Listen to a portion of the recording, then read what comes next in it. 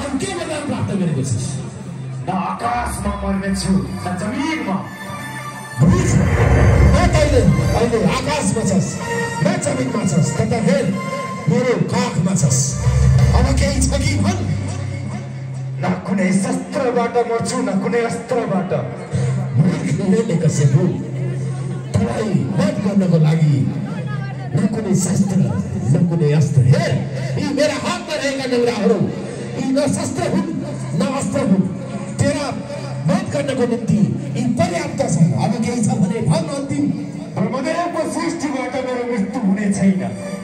अरे कसैको ती ब्रह्मदेवले मलाई सृष्टि गरेका हुन्। त्यसमा हजारौं ब्रह्महरूलाई म स्वयं सृष्टि गर्दछु।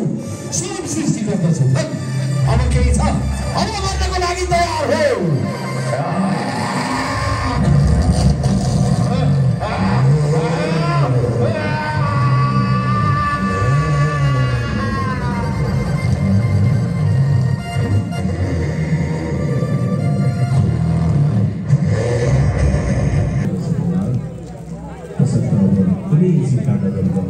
आफ्नो राज्यको भोग तथा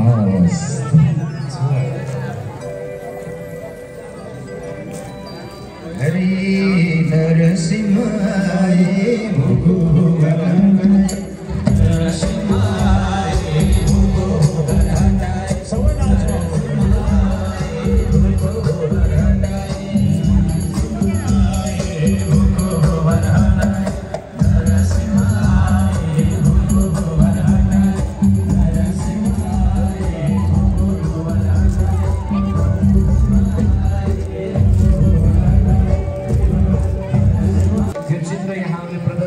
देखिरहनु भएको छ। उहाँहरूको तर्फबाट हाम्रो सरोज भइहाल सर 2 मिनट बोल्नुहुन्छ। त्यसपछि श्याम भइहाल सर, त्यसपछि भने हामी आरती गर्नेछौँ र श्याम भइहाल सरलाई मञ्चमा स्वागत गर्न चाहन्छु र 2 मिनट उहाँको कुरा सुन्छौँ।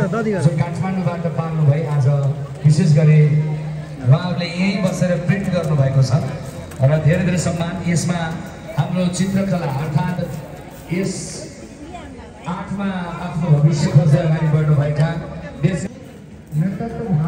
ऐतिहासिक गण्डकी कोटियमको आज अवलोकन गरियो। हजुर उता हेर्नु